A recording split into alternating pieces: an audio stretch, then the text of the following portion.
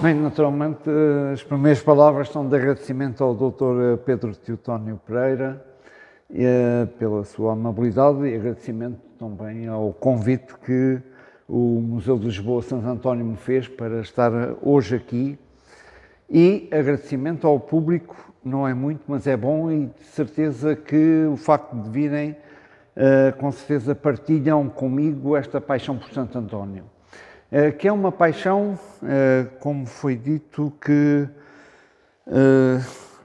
me despertou quando, por imperativo académico, na Universidade de Montreal, me surgiu a ideia de tentar conciliar duas coisas, que era, por um lado, uma figura que sem dúvida é cativante, talvez do português mais conhecido, conjuntamente com o Ronaldo e o meu homónimo Eusébio, no mundo, que é o Santo António, e por outro lado, um dos aspectos mais significativos da arte visual portuguesa, que é o azulejo. E pensei, por que não conjugar as duas coisas, isto é, as representações de Santo António na azulejaria portuguesa, e ver o que é que tudo isto poderia dar. E, sendo assim, tentei fazer, digamos, o levantamento do que é que existia dentro da azulejaria portuguesa no período mais áureo, isto é, nos séculos XVII e XVIII, e vi que havia 324 painéis, o que é muita coisa. E, claro, quando aí estou a falar de Portugal continental e do Portugal insular, Madeira, Açores, e do Brasil, porque os azulejos do século XVIII no Brasil foram todos produzidos aqui em Lisboa, metidos no barquinho, e lá foram eles até à zona de Belém do Pará, até ao nordeste do Brasil, até à zona do Rio de Janeiro, para preencherem os conventos de franciscanos no Brasil.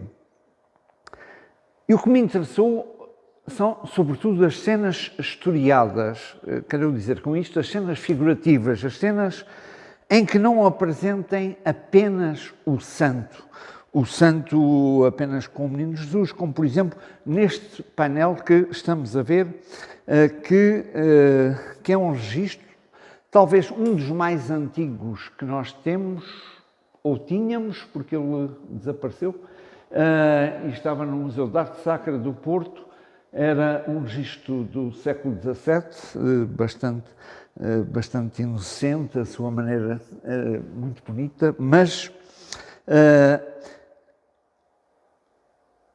interessa-me as cenas de vida, e identifiquei 11 cenas de vida do santo que representam, por exemplo, a importantíssima missão, por exemplo, como pregador. Eu creio que toda a gente sabe que o Santo António foi, sobretudo, um grande pregador. E é isso, por exemplo, que nos aparece neste belo painel da oficina de Bartolomeu Antunes e Nicolau de Freitas, que está na Capela de Santo António, no Solar dos Condes de Prime, em Viseu. Claro que isto parece mais uma reunião mundana do que propriamente uma cena dentro de uma igreja, mas seja como for, está a enaltecer este papel extraordinário que ele tinha como grande pregador. Ou então, já agora que estamos a falar em Viseu, neste outro painel que nos mostra o outro lado de Santo António, que era o grande teólogo, porque, dada a sua formação, por exemplo, eu, como cônego grande de Santo Agostinho, a sua formação feita aqui em São Vicente de Fora e depois em Santa Cruz de Coimbra, é evidente que tudo isso veio fazer com que rapidamente os seus conhecimentos viessem ao de cima quando ingressou nos franciscanos e fosse convidado, com algumas reservas por parte de São Francisco, para que ele ensinasse a teologia em Bolonha aos franciscanos, e é exatamente isso que se celebra neste painel da Igreja dos Terceiros em Viseu. Ora, O que nós temos aqui é exatamente o painel que estão ali, que está ao vosso lado, e não foi por acaso que escolhemos este espaço aqui do museu, exatamente porque este painel é um painel com uma cena de devoção. E quando nós falamos de cenas de devoção, o que é que queremos dizer? São painéis que se devem à imaginação ou do pintor ou de quem encomendou, mas que não se baseiam numa cena propriamente que figure num texto do biógrafo ou numa geografia propriamente dita. Neste caso muito concreto, é evidente, não há nenhum texto que diga que a Virgem aparece com um menino a Santo António. Portanto, há uma recriação fabulosa que dá a cena que nós temos ali naquele painel. Portanto, basicamente, nestes 3 tipos de cenas que nós estamos a ver, nós,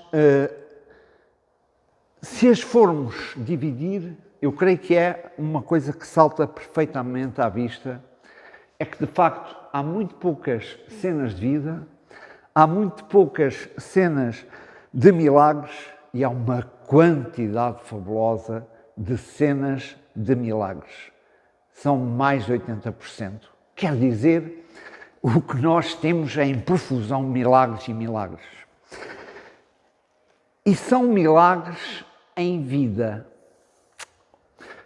Quer dizer, em vida, vamos lá ver se a gente se entende. Quando o Santo António morreu, no seu processo de canonização havia apenas um milagre que é referido, e esse milagre nem foi feito por ele.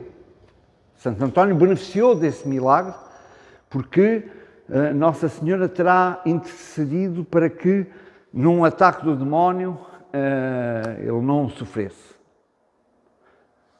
Mas os seus biógrafos, ao longo dos tempos, começam a dizer que há bastantes milagres. Milagres em vida do santo. Ora, são estes milagres em vida do santo, atribuídos a algumas dezenas de anos, a alguns séculos depois, que são representados na arte e designadamente na azulejaria. É daí, são estes milagres em vida, creio que estão a perceber aquilo que eu quero dizer. São estes milagres que nos aparecem e que, fazendo agora a questão dos milagres na azulejaria, aqui nos aparecem quais são esses milagres, são, dentre os que mais aparecem, o sermão aos peixes, o milagre da mula, o Santo António que salva o pai da forca, o milagre do prato envenenado, a aparição do menino Jesus, o milagre do pé cortado, e dispenso-me de estar a ler tudo isto, mas é tudo isto que por aí vai adiante. São 33 cenas de milagres que representam em Portugal 218 painéis, 50 no Brasil, que dá um total de 268 painéis com milagres.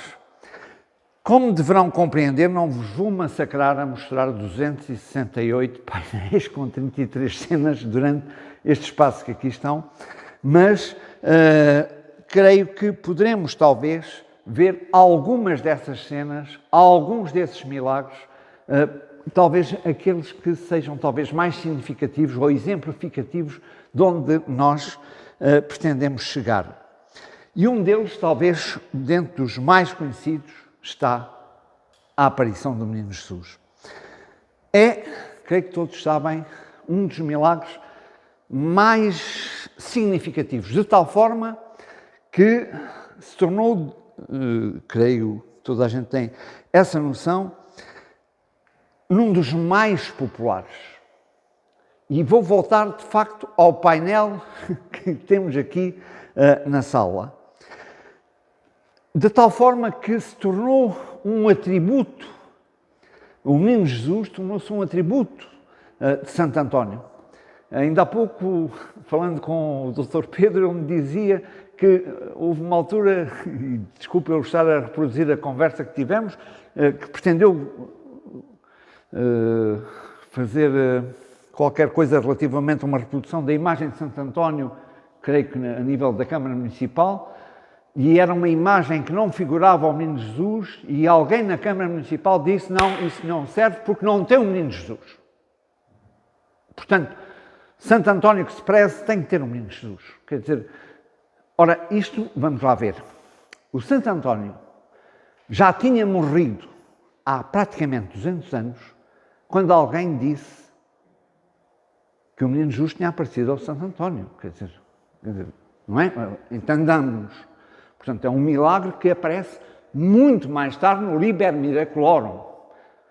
Mas tornou-se de tal forma forte e de tal forma significativo, porque a primeira figura dos franciscanos, que é São Francisco, lhe aparece Cristo e tem as chagas. Também a segunda figura dos franciscanos, que é Santo António, tem Cristo sob a forma de um menino. Estão a ver a correspondência, não é verdade? Pronto, é isto que se pretende com o menino. O menino também se aproxima desta segunda figura, que é através do menino. Ora bem, se nós formos ver, e é esse aspecto que eu gostava de vos chamar a atenção, neste painel há aqui aspectos que gostava de chamar talvez um pedacito mais a atenção. Há um jardim, se repararem, com uma balaustrada, há uma cruz, está ali um raminho de açucenas e, claro, lá está o Menino Jesus. Vamos esquecer agora a Nossa Senhora, que já vimos que foi ali metida um pedacinho a martelo, mas no resto, lá está o Menino Jesus envolvido por anjinhos numa nuvem. E são estes elementos que constituem um elemento que nós vamos agora ver, de certeza, em profusão, e vamos a isso. Reparem neste lindo painel que está em Beja, de Gabriel de Albarco. Conseguem reconhecer todos estes elementos, não é verdade? Eles estão lá. A disposição é ligeiramente diferente, mas reconhecemos perfeitamente, o modelo é o mesmo. Não é verdade? Aliás, se nós continuarmos,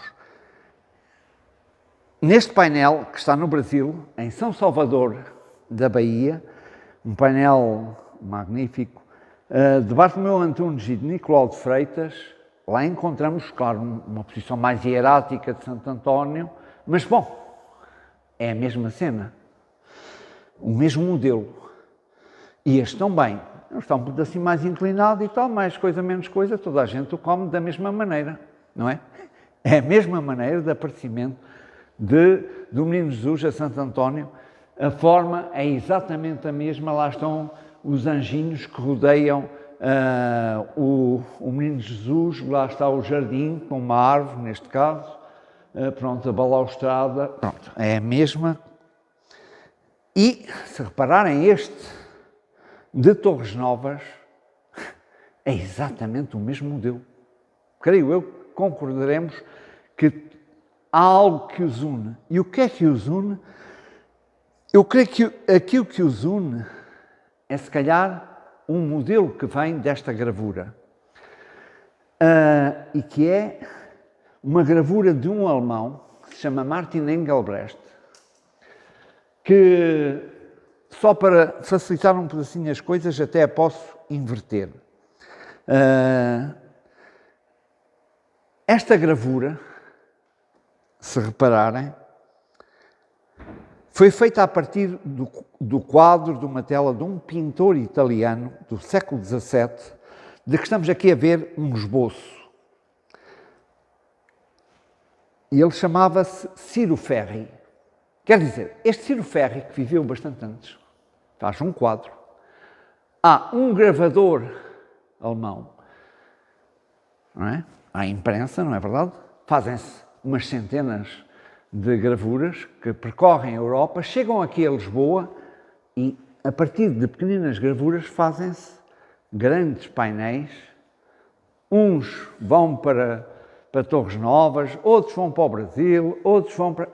Mas o modelo é sempre o mesmo. Dá para ver? Bom, então já agora vamos ver ainda este modelo, outra gravura, por exemplo, do mesmo modelo de Ciro Ferri, uma gravura de Cornelis Blomert, ou ainda esta gravura de Peter Schenk, estamos sempre com o mesmo modelo, ou ainda uma pintura que encontramos na região de Siena. Isto apenas para dizer que, se calhar, quando olhamos além para aquele painel, estamos a ver de onde é que vem o desenho. Se calhar olhamos agora já com outros olhos e vemos que, se calhar, foi apenas juntar a Nossa Senhora, mas de onde veio o desenho conseguimos entender. E se calhar aquele Santo António de Lisboa que ali está, bom, de Lisboa, não é? Se calhar veio de um pintor italiano que pensou a cena que nós ali estamos a ver. Vamos ver outros modelos. Por exemplo, vejamos este outro modelo italiano de representação da cena de aparecimento do Menino Jesus. E uma das coisas que eu lhes pedi a atenção é, sobretudo, a atenção para a postura que tem o Menino Jesus. Tem muito pouco a ver com as posturas que vimos ainda há pouco do Menino Jesus. Reparem, é um modelo que é muito frequente na Itália.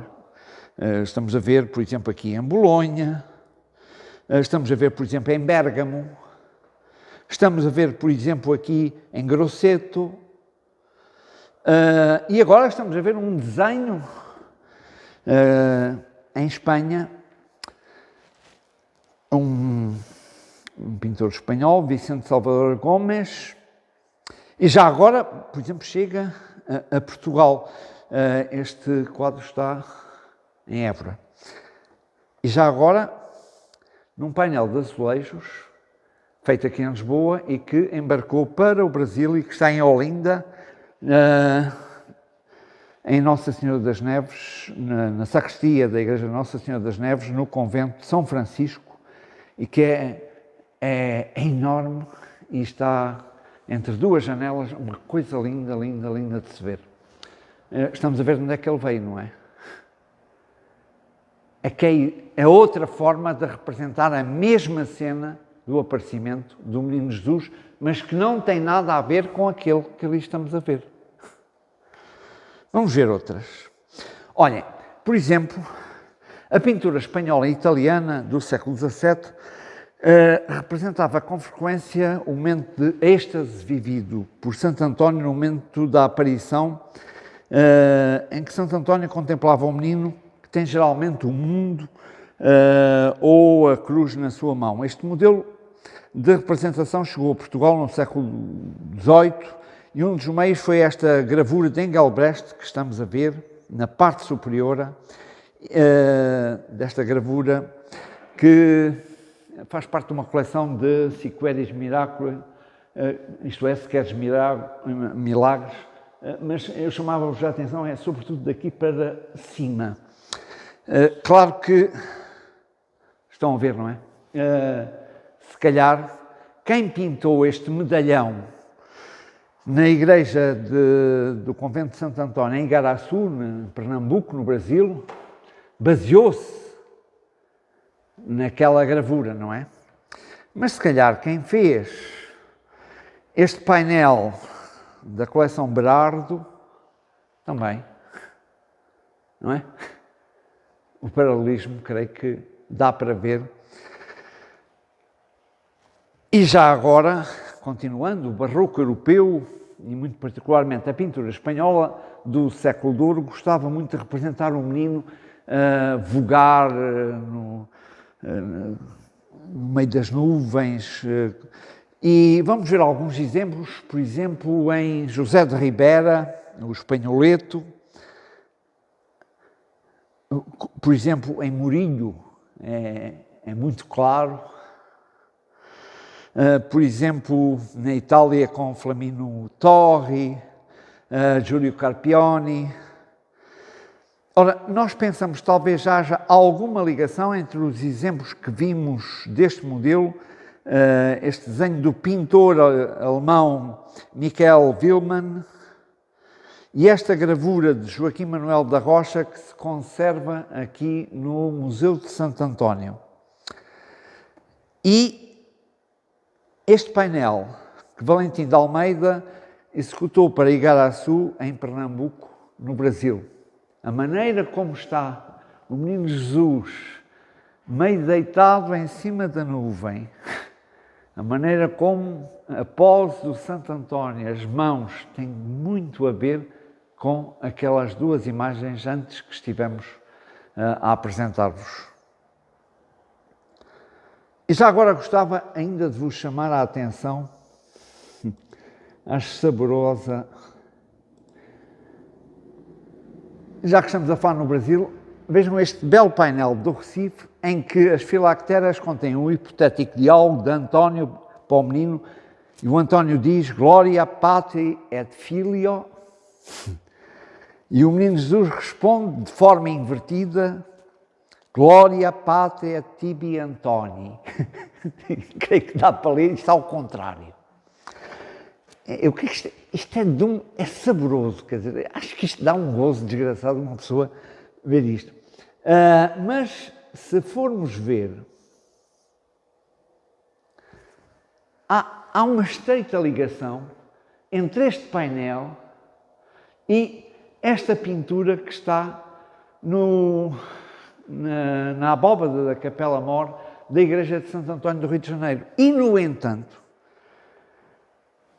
isto foi feito em Lisboa, isto foi feito no Rio, e é impossível, quem fez isto não conhecia aquilo. Não houve qualquer contacto. O que é que isto quer dizer? Que os dois se basearam, de certeza absoluta, numa gravura e, portanto, eu é que não encontrei a gravura, quer dizer, a falta é apenas minha, que não consegui localizar a gravura em que os dois se basearam, mas que, de certeza absoluta, há uma ligação entre os dois, parece-me que é clara. Já agora, se formos continuar, gostava de vos chamar a atenção para esta bela gravura de outro alemão, Andreas Matthaus Wolfgang. A gravura não é bela porque não é de grande qualidade, mas de qualquer forma está a aproximar-se cada vez mais Santo António do Menino. Agora já o agarra. Ele já não aparece no meio das nuvens, mas já está muito próximo, já o pega nos braços e aparece alguém que espreita. Este alguém é o Conde de Tirso, porque ele estaria em casa do Conde de Tirso. Ora, este contacto mais íntimo entre Santo António e o menino, depois aparece, reparem neste belo painel da Igreja de Santo António da Pedreira, em Coimbra, como aparece neste, embora de forma mais rude, em Aveiro, como aparece ainda de forma relativamente rudimentar em Penela. Tudo tem a ver com a qualidade de quem o pinta, mas o modelo é exatamente o mesmo, ou ainda neste registro que está numa rua, na Rua do Corvo, em Coimbra, mas que é muito giro.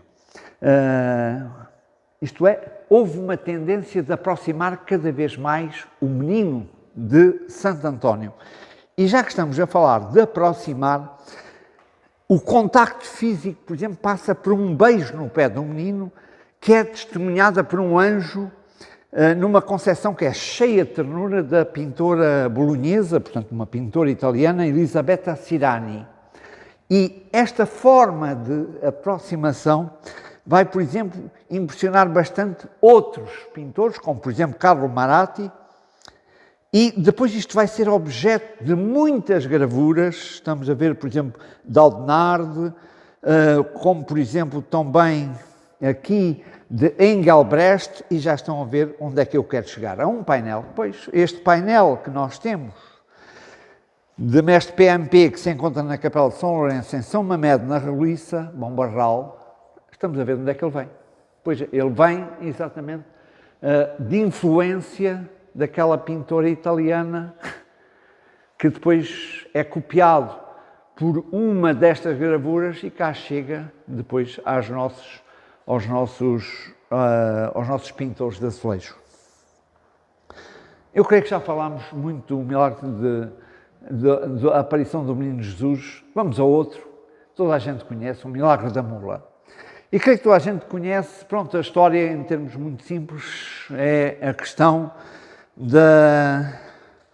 se o corpo de Cristo está ou não na hóstia consagrada e, portanto, o desafio que é posto a Frei António, que Frei António põe a Bonilho e pronto, se a mula se ajoelhasse perante a hóstia consagrada, Bonilho promete, sim senhor, que aceitaria, mas claro, a mula vai ficar em dieta durante 3 dias e depois põe-se-lhe a aveia. Claro, teoricamente a mula iria pegar na aveia, só se a mula fosse parva. Não, mas a mula de facto vai ajoelhar perante a hóstia consagrada. É isso que se verifica neste painel perfeitamente original que está no Penedo, em Colares, Sintra, que tem de facto de original o facto de Santo António estar ajoelhado. E é original porque é um caso único nos azulejos portugueses, mas que era extraordinariamente frequente nas iluminuras flamengas e também nas iluminuras italianas.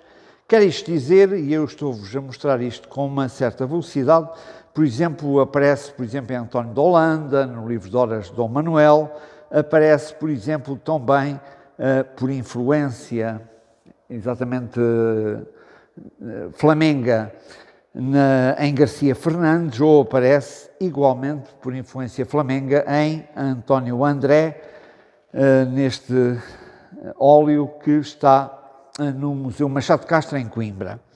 Ora, mas se tirarmos esta particularidade de aparecer o Santo António de joelhos, de resto, o modelo de composição é exatamente igual ao que está, por exemplo, neste magnífico painel que está em Portelo. É exatamente semelhante, como podem ver, ou deste painel que está na Quinta da Vigia, na Madeira, mais propriamente, na cidade do Funchal.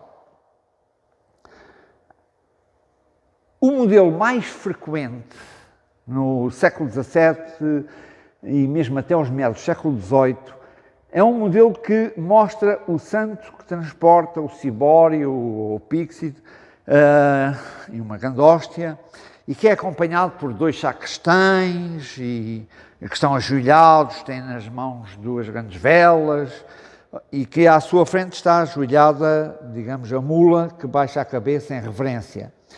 E claro, ao lado está o herege sempre com a aveia, vá, come lá, pronto. Este modelo é um modelo que ficou famoso graças a este fresco que estamos a ver, que é de Tiziano. Foi feito em 1510 para a Escola del Santo, a Escola do Santo de 1510, e que vai ser objeto de muitas gravuras que percorrem toda a Europa. Este modelo criado por Tiziano, nós vamos vê-lo em nada mais, nada menos que 22 painéis de azulejos portugueses. Evidentemente, eu não vos vou mostrar todos esses painéis, mas percorrendo só alguns, reparem, por exemplo, neste lindo painel da Lourinhã, lá está, ou, por exemplo, neste painel do Redondo, ou, por exemplo, neste painel do Varatojo, ou, por exemplo, neste painel de Guimarães, ou neste painel de Lamego, ou neste painel de Santo António, do Convento de Santo António do Recife, no Brasil. São, de facto, formas, todas elas influenciadas por aquele painel, por aquele quadro que nós vimos, de Pádua. Já agora gostava de vos mostrar ainda um retábulo com um quadro muito giro de Thomas Scheffler. A fotografia não é famosa, tirei-a da net, confesso, não fui à Alemanha, mas aqui vemos-la melhor. Thomas Scheffler foi um pintor alemão que essencialmente pintou coisas sobre Nossa Senhora. E uma das coisas que ele pintou foi na igreja de Nossa Senhora de Dillingen, que fica na região de Augsburgo. Ele pintou esta cena com Santo António. É a única coisa que ele pintou de Santo António. E o que é curioso é que depois ele vai ser convidado por Engelbrecht para fazer desenhos para uma coleção extraordinária de gravuras de Santo António.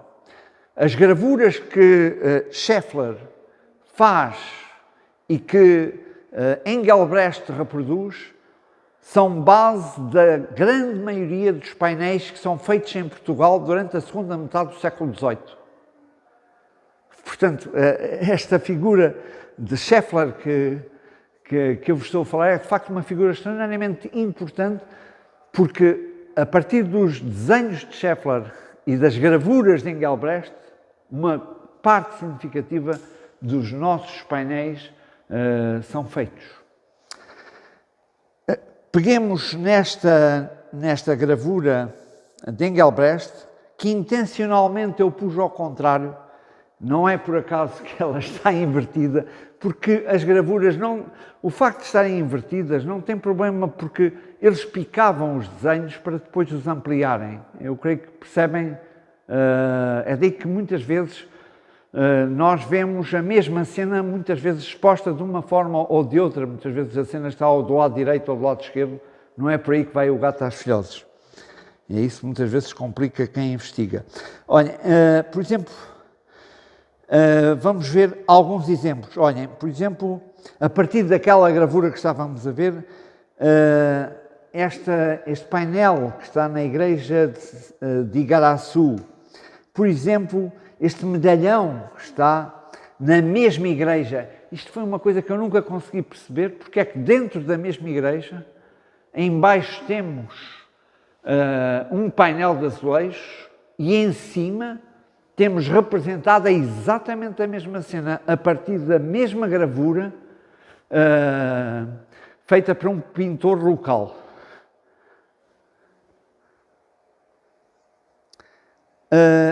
A mesma cena, a partir da mesma gravura, agora no Redondo, na igreja do convento de Santo António do Redondo. E aqui uma outra muito bela, na igreja de Santo António de Vila Viçosa.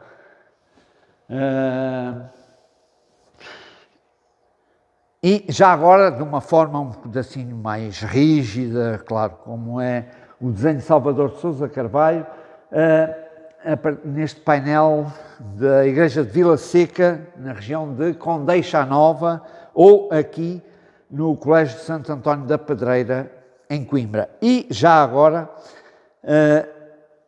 um pouco a partir do mesmo desenho, Clauber faz uma gravura que serve de base aos painéis que estão na igreja de Nossa Senhora da Anunciação, na Lourinhã, ou que está, por exemplo, este em Vendas Novas.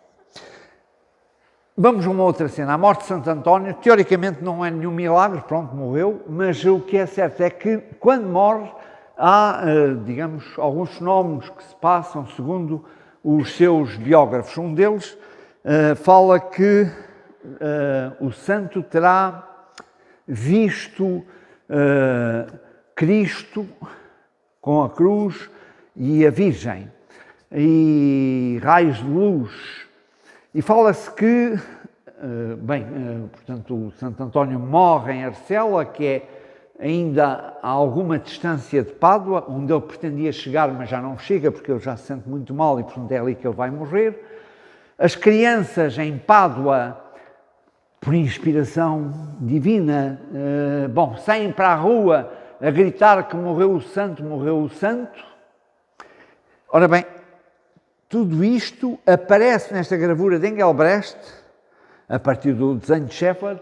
E claro, reparem, cá está Santo António, Cristo com a Virgem que aparece, e lá ao fundo as crianças que saem, não é verdade? Ora bem, tudo isto aparece neste magnífico painel de Charnais, Alenquer. Reparem, a cena secundária das crianças lá ao fundo também aparece, portanto, copiou-se integralmente a gravura. Às vezes nem sempre isso acontece, até por falta de espaço, e portanto tudo depende. Aqui é o caso da Casa Verdades de Faria, mas a partir da mesma gravura, ou o caso aqui de São Francisco do Conde, no Brasil, que já agora é um convento magnífico que tem apenas 24 milagres na nave.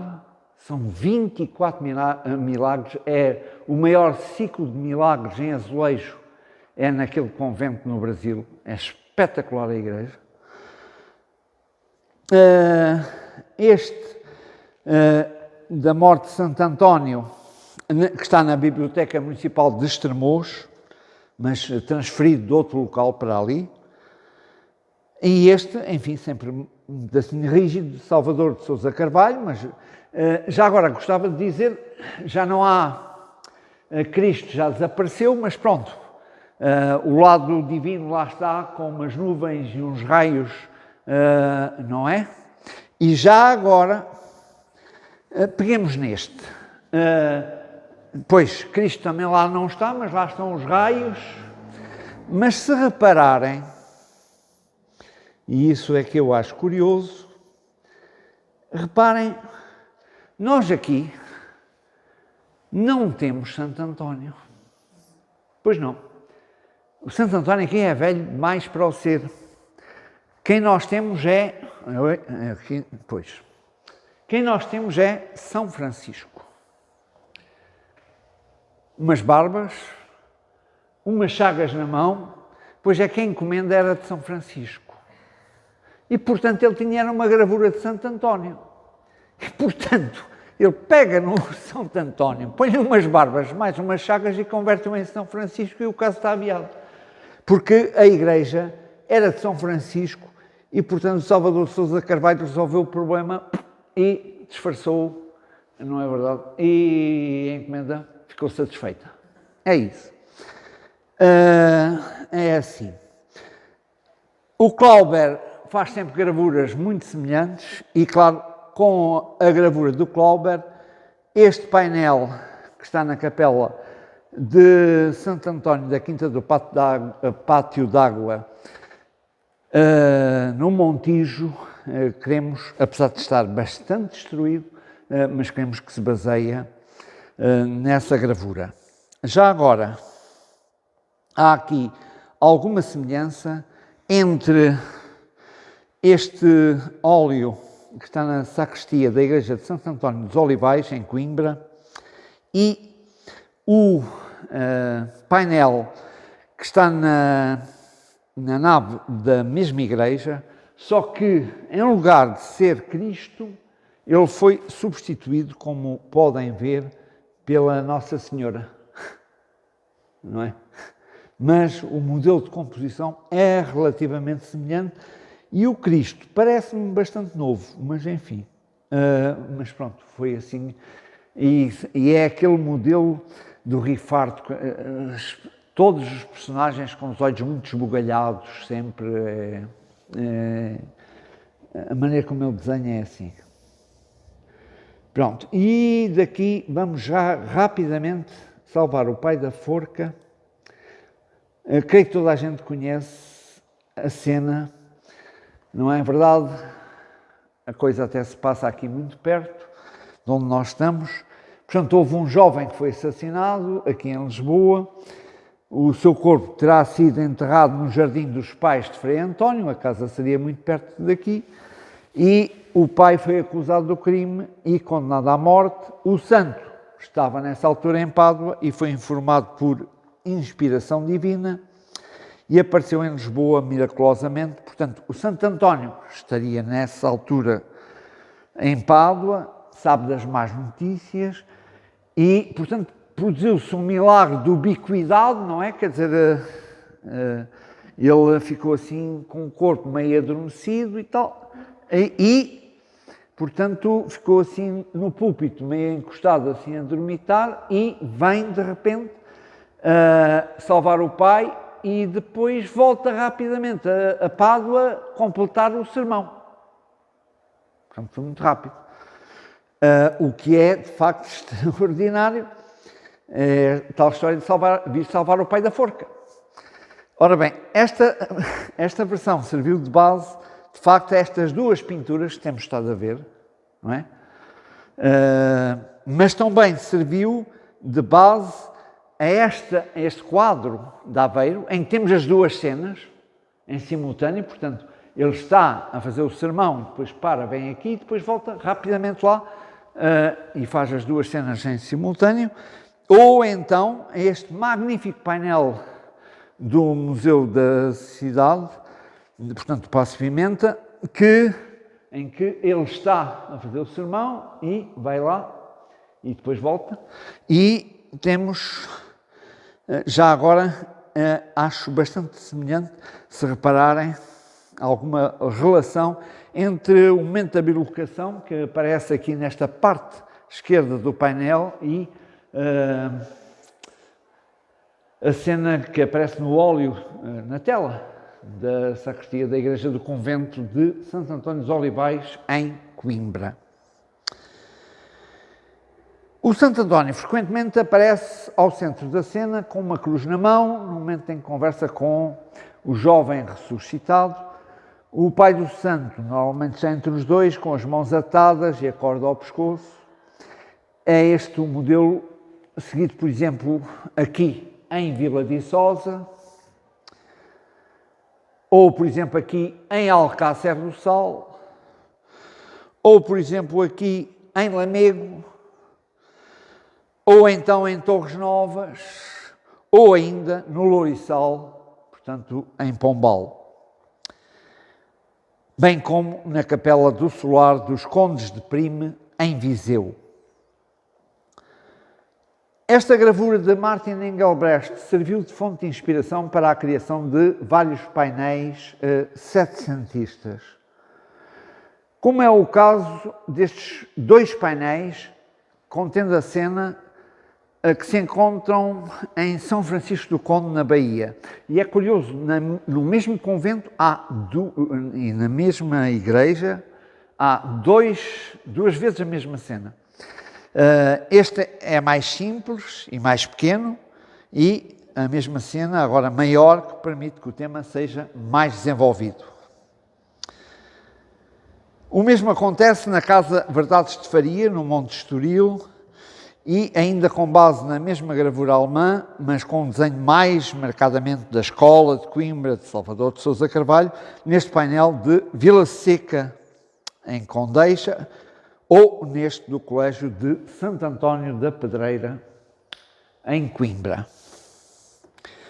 E gostaríamos ainda de fazer referência a esta gravura de Clauber, que nós julgamos ter influenciado este painel da Capela de Santo António do Val, aqui em Lisboa, e ainda este magnífico painel da Quinta das Abóbadas de Alcanhões, que é de facto de uma beleza extraordinária.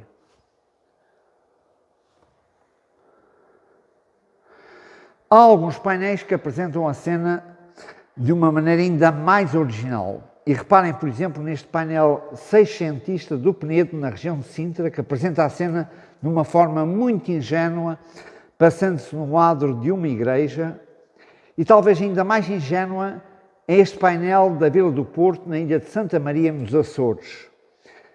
E já agora, reparem no carrasco, que tem um machado.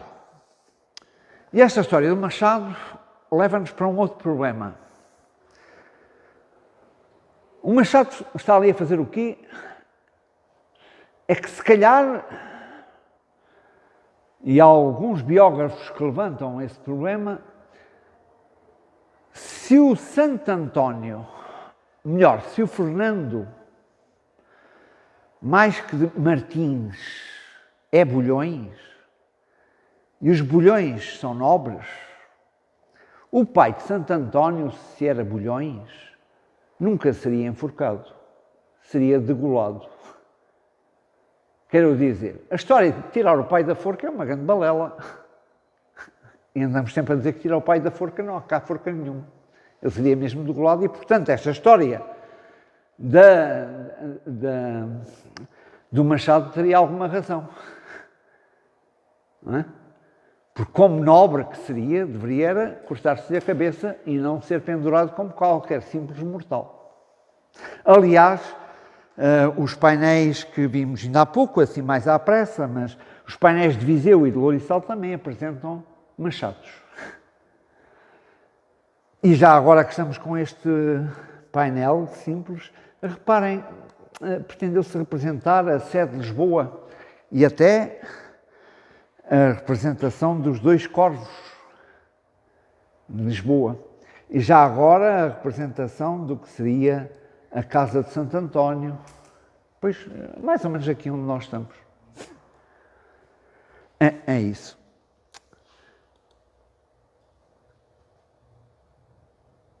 Bom, estamos praticamente a terminar. Esta cena, talvez, de muitos será conhecida. Ainda há pouco nós vimos-la, quando falávamos de Santo António como teólogo eminente, mas que ficou quase esquecido. É que, de facto, Santo António, ele foi, por isso, considerado santo da Igreja, doutor da Igreja, grande teólogo. Mas, normalmente, ele é conhecido como santo taumaturgo, quer dizer, milagreiro. Não é? Milagreiro e em todos os aspectos. Eu pedia agora que reparassem nesta gravura de Engelbrecht.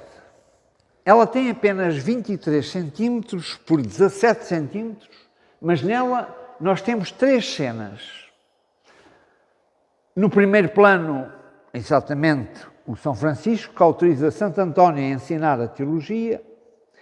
No último plano, há um sermão, que é outro milagre, um sermão em que há uma tempestade que não, por milagre, não interrompe o sermão de Santo António.